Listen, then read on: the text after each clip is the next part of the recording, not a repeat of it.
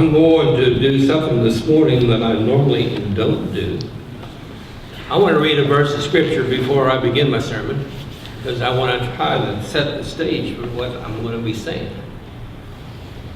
But before I read that verse of Scripture, I want to make a comment. This is a sermon that I would prefer not preaching.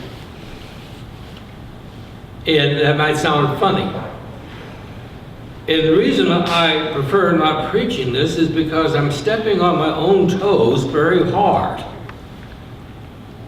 And I'm preaching as much to Phil Faust this morning, and maybe to Steve and to Ruth, as I am to everybody else. But the thought I want you to be thinking about, who are you accountable for? Who do you give account to? I'm talking about accountability.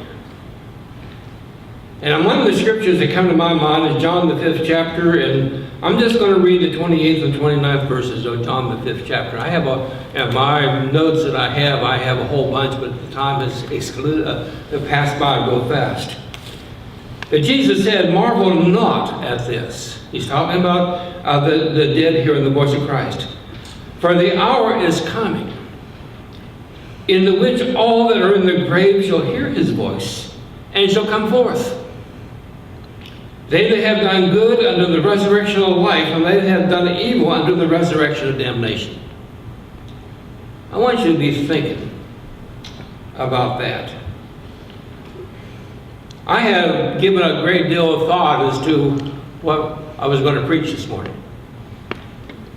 And every time I try to find some other subject beside accountability, my thinking came right back to being accountable to God. This is something that I believe that God's Spirit was directing me to talk about. And as I've said earlier, it's as much for me as anybody else. But I wanted to continue with the theme that I had chosen for this particular month. In other words, talking about things in the ministry of Jesus Christ, the things that he taught, the things that he said, that would help us to make resolutions for the year of 2014. But as I began to think about this, there was a couple holidays this coming weekend that I think are important holidays.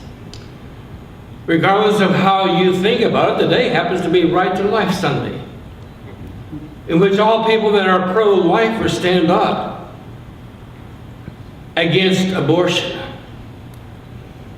And I am 700% against abortion. I want you to know that. I think it's a taking of an innocent life. But tomorrow we're going to be celebrating as a nation the Martin Luther King Day.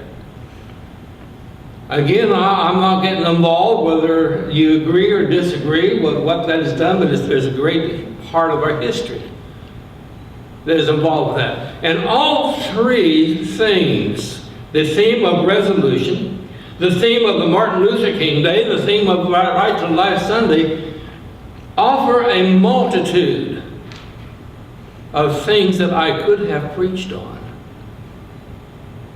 But the theme of accountability seems to fit all three.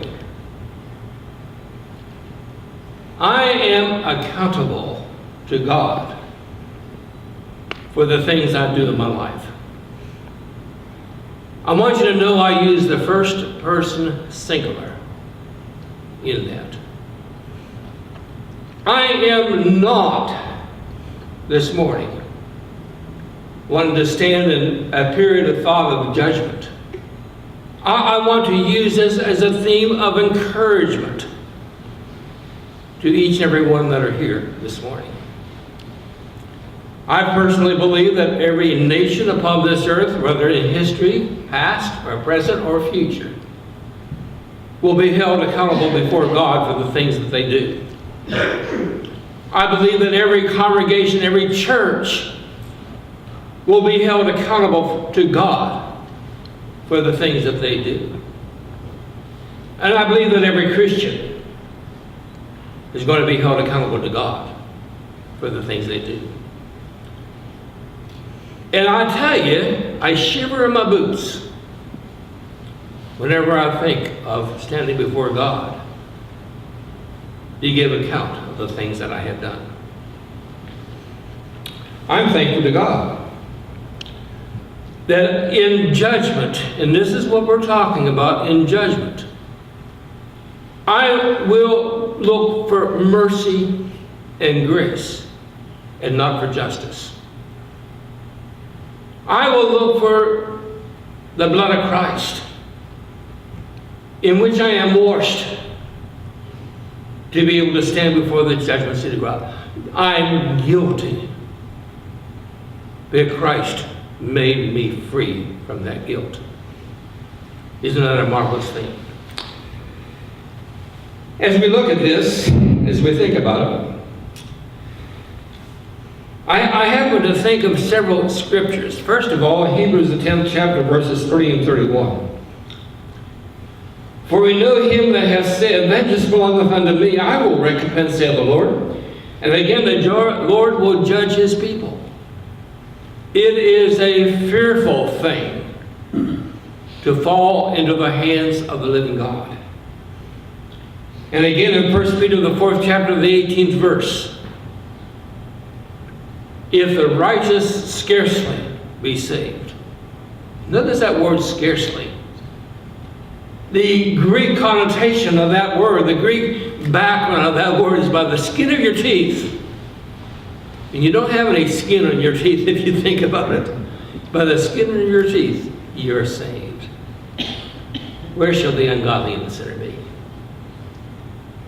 With that in mind, I have to tell you that I feel that we need to be concerned about this. And there's three things I want to bring out in my sermon. First of all, let's talk about the judgment. There's some people that will tell you there are many, many judgments that's going to take place. We had a professor in Bible college. His name was William Fite, F-I-T-E. A man that I really respect. But on the back of his classroom, he had a big chart extending from one corner of the classroom to the other corner of the classroom on the things that were going to take place at the second coming of Christ. And he had 7 resurrections and 7 judgments on that particular chart.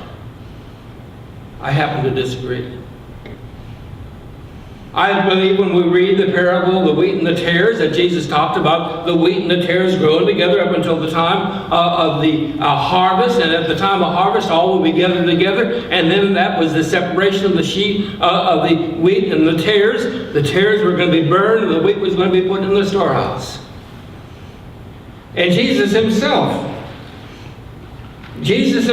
explained that. And let me turn to that explanation, which is found in the 13th chapter of the book of Matthew.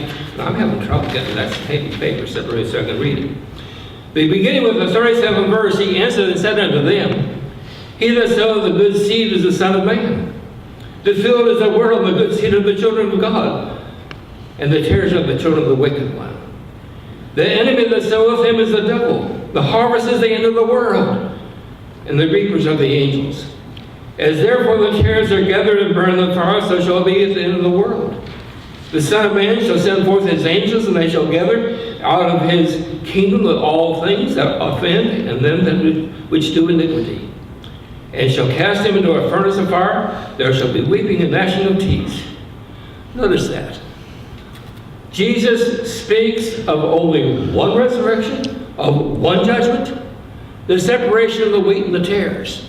In the passage of the scripture that I read earlier, marvel not at this, for the Lord he is coming, in the which all that are in the grave shall hear his voice and shall come forth. One time. One resurrection. They that have done good under the resurrection of life, and they that have done evil under the resurrection of damnation. Rather, all at one time.